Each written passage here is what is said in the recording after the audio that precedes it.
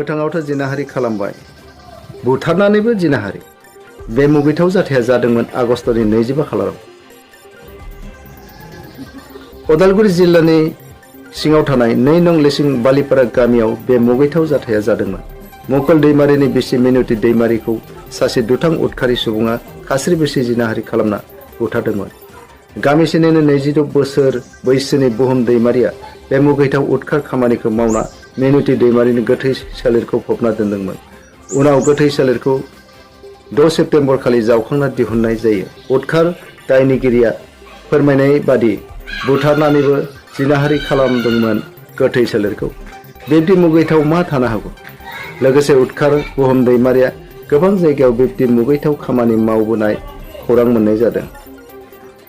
मैया शुक्रबारखालि दुखुथिया जिनाहारि खालामजाना बुथारजानाय नखराव थांना इउपिपिएलनि मिरु आइजो गांखंनि आफादगिरि प्रतिभा ब्रह्म, गाहाय नेहाथारि हेलेना सरगारि, मिरु इउपिपिएलनि लेङाइ आफादगिरि ब्रह्मन बाग्लारि, लोगोसे उदालगुरि जिल्ला इउपिपिएलनि मावथि फारिया बिथांमोना खौरां लाहैयो।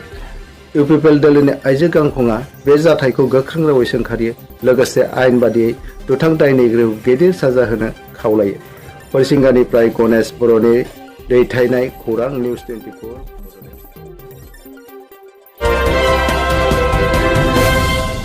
जोबोद दुखु मोनदों जोङो बयबो आरो बेबायदि मुगैजाथाव जाथाया नैबे हरिसिङा समस्तिनि सिङावहाय बालिपारा गामियाव जे जादों। दिनै जोङो बेखौनो खबर लानो फैदों। रुंसारि मिनुति दैमारिनि नैबे दुखुनांथाव नखराव दिनै जोङो नुजाफैदों। एसेबाबो नैबे नखराव जों खबर लाफैदों जाहाथे बिथाङा दिनै थैनानै थांदों। 25 तारिखआव गोमादों। 26 आगस्टआवहाय मिसिं रिपर्ट लिरदों। खिन्थु जोबोद दुखुनांथावा बेनो बिथाङा बिराद अयथासार भाबै बुथार जादों आरो 6 तारिखआवसो बिथांखौ फबनानै दोननायखौ बुरखांफिननाय जादों। दिनैहाय फरेन्सिक रिपर्टखौ नेगासिनो दङ।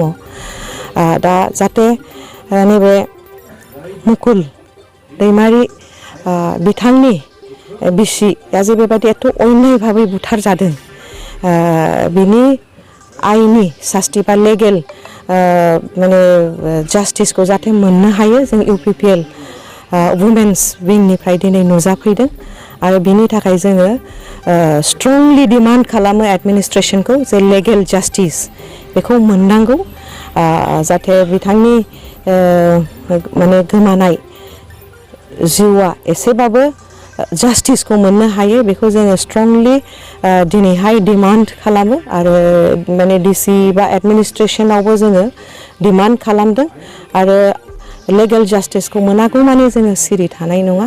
अन्थाव बाथाव बिथाङा 2 फिसाजो फरायफुनाय फिसाजोखौ गालांदों। दिनै जोबोद दुखुनांथाव बाहाय फैनानै माने जोङो नुनानै जोबोद दुखु मोनदों। बेबायदि मुगैजाथाव जाथाया जे बेबायदि जादों बेबायदि एथ' गोसो गाज्रि मिसक्रियेन्ट दुष्कृतकारी माने गोसो गाज्रि लानानै नखर खाथि सिमानि खाथियानो जे दिनैहाय माने नारि निर्यातन बा वुमेन वायलेन्सखौ माने सबसे माने गोजौ माने ट्रेन्ड माने सबसे हरेन्डास क्राइम होनजायो आरो बेखौ।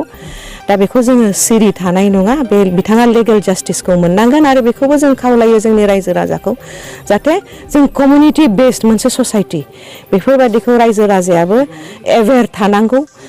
आरो जों दा खोनानो मोननायाव माखासे जना बिथांनिफ्राय बे गाज्रि नोजोरनि एक्सपिरियेन्सखौ मोनदोंनो। बिथांमोना जुदि आवगोलनिफ्रायनो बेफोरखौ बेखेवना होयोमोनबा दिनैहाय जोङो रुंसारि जालांनाय मिनुति दैमारिनि जिउखौ खोमानाय नङामोन। जाहाथे जोंनि समाजाबो एवेर जायो माने गोख्रों जायो सांग्रां जायो आरो जाहाथे बेफोरबायदि मुगैजाथाव जाथाया जोंनि खुनु गामि ओनसोल बा टाउन ओनसोल बा सहर ओनसोलाव जाहाथे जाया आरो बिनि थाखायनो जोङो गोख्रोङै मावगोन आरो गोख्रोङै राव थिखांगोन। जोंनि लेगेल माने सिस्टेमावहाय जे बिनि थाखाय जे सेक्सनाव बयनिफ्रायबो खरा जे सेक्सन जायो बिथाङा बे पानिशमेन्टखौनो मोननांगौ। बयनिफ्रायबो माने कारासिन पानिशमेन्टखौ बिथाङा मोननांगौ जाहाथे आरो दस्रा सुबुङा बेबायदि गोसो गाज्रि लानानै जोंनि समाजखौ जाहाथे गुबुंले दा खालामथों आरो जाहाथे बेबादि इनाय आखुखौ खुनु दिन आरो मावनो दाहाथों ओंखायनो जोङो हायेस्ट जे पानिशमेन्ट थायो बिनि थाखाय लिगेल सिस्टेमनिफ्राय बेखौनो जोङो डिमान्ड खालामो। मिनुति दैमारिया सानै फिसाफोर दंमोन जेनेबा मा बुंगोन बिथांमोननि जि फरायनाय जि थांना थानायनि जों बिथांखौ दिनै बिथांनि जोङो बिफा मुकुल दैमारि फंबायजों बेखौनो रायलायदों बिथाङाबो होनदों जे दाथ' दुखुनांथाव बिमा गैयि जानानै आलाय सिलाय जाबाय जाहाथे सरकारनिफ्राय जुदि फरायनाय बा जिहेतु फरायनाय बा माबाफोर जुदि जोङो हेल्प खालामनो हायोबा बेखौ जोङो माने सरकारनाव जोङो बेखौ प्रप'जालखौ जोङो होगोन आरो बेनि बादै जोङो कम्पेनसेसननि खोथाखौबो जोङो सिस्टेमाव माबायदि होनो हायो बेनिखौबो जोङो दिनै डिमान्डआव थिखांगोन बा बेनिखौबो जोङो रायलायदों आरो बिथांनि गथ'फ्रा जाहाथे सानैबो मोजां शिक्षा मोननानै मोजां सुबुं जाहैनो हायो बेनि थाखाय जोङो UPPL हान्जानिफ्राय सरकारनिसिम रायलायगोन आरो बेनि थाखाय जों खामानि मावगोन। नोंथांमोना दि दिनै खौरां लाफैबाय मुकुल दैमारि जि हासबेन्ड जि रुंसारि जानायनि हासबेन्ड बिथाङा माबा मोनसे नोंथांमोननो रादाबफोर हरदों नामा जे बेबायदि जानांगौ? बे रादाबखौनो हरदों जाहाथे जिहेतु माने गथ' सानैया जिहेतु गोदाव सोराव बिमा गोमानांबाय जाहाथे जोंनि सरकार साइडनिफ्राय एसेखिनिखौ जोङो सहाय खालामनो हायो बे खोथाखौनो बिथाङाबो होनदों आरो लोगोसे जोंबो होनदों बे बिथाङा जे श्राद्ध बा जे राइट्स खुंगोन बाहायबो जोङो UPPL हान्जानि जानानै जोङो दुखुखौ खमायनो हायाबाबो शेयार खालामनो हायो खोमा जोङो रानफानो हायो खोमा जाहाथे जोंखौबो बाहागो लाफायो आरो बिथांनि गथ' खांनायावबो बिथांनि गथ' फेदेरनायावबो जोङो बिथांनि रेसपन्सिबिलिटिखौ जा हायो सरकार साइडनिफ्राय एसेबाबो माने शेयार खालामनो हायो खोमा रुजुननो हायो खोमा जोङो राननो हायो खोमा बेखौ जोङो लानो नाजागोन। एवारनेसनि बेलायाव मा बुंगोन जि बेबायदि गाज्रि जाथाया जोंनि बर' समाजनिफ्राय बा जोंनि सुबुं माहारिनिफ्राय जानाङा आरो उन समावहाय माबायदि जे एवारनेस हरनो दङ?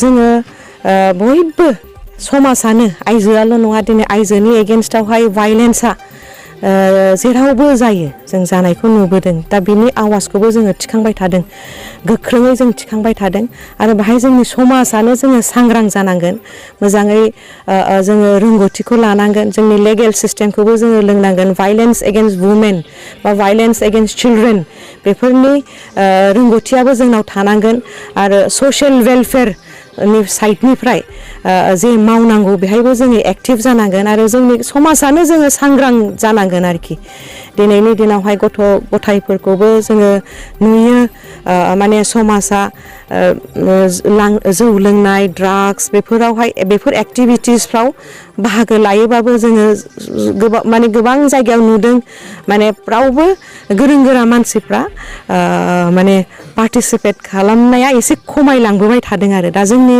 समाजानो गोख्रों जानांगोन जों कमिउनिटि बेस ससाइटिमोन दा बे कमिउनिटि बेस ससाइटिखौनो जोङो माने ज' जालायनानै सांग्रां जानांगोन आरो गोख्रों जानांगोन आरो जोंनि कनस्टिटिउसनेल लेगेल सिस्टेमखौबो जोङो बुजिलायनांगोन आरो जोङो ज' जानानै बेफोरबायदि जाहाथे जाथाया जोंनि समाजाव जाया मुगैजाथाव जाथाया जाहाथे जोंनि समाजाव जाया जोङो हिन्जावफोरनि फरायनायफोरखौबो नायनांगोन जोङो स्कुल ड्रप आउट जाहाथे जाया बेखौबो नायनांगोन चाइल्ड मेरिज जाहाथे जाया बेखौबो नायनांगोन बिमाफ्रा लेखा गोरों जाबासो बिमाफ्रा सांग्रां जाबासो समाजाबो सांग्रां जायो गथिखे जोङो माने UPPL हान्जानि आइजो दालायनिफ्राय जानानै जों बेखौनो लुबैगोन आरो जोङो गामि गामिबो बे खामानिखौनो मावगोन जाहाथे जोंनि आइजोफ्रा सांग्रां जायो रोंगौथि गोनां जायो आरो जोंनि समाज फोसाबनायाव हिन्जावफ्रानो जोंनि आइजोफ्रानो जाहाथे गोख्रोङै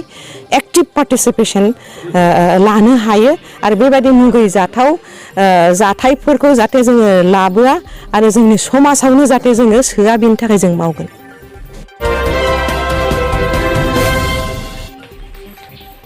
जि दाखालि थांनाय 25 आगस्टआव आंनि न'खराव बे दुखुनांथाव आंनि बिसिखौ बुथारनाय इनाय अयथासार खामानिया घटनाया जाना थांबाय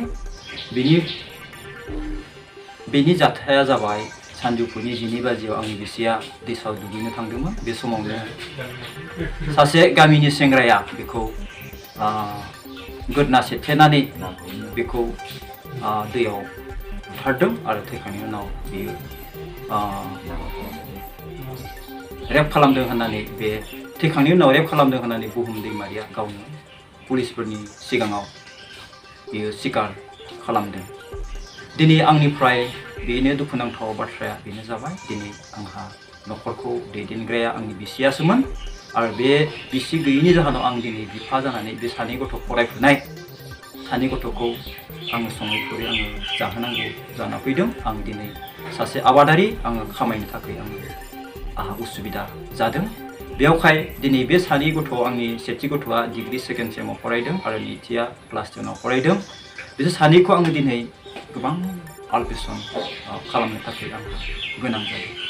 आं दिनै बेखौनो खावलायनो सानदों दिनै जाया दायनिगिरि बियो साजाखौ जि थैखांनायनि उनाव जितु इनाय अत्याचार खामानिखौ मावबाय बेनि साजाखौ सरकारा होनांगौ आरो आंनिफ्राय आं खावलायदों आं बेखौ थैजासिम साजाखौ नागिरदों। बियो जियालनिफ्राय गनो गैयैखौ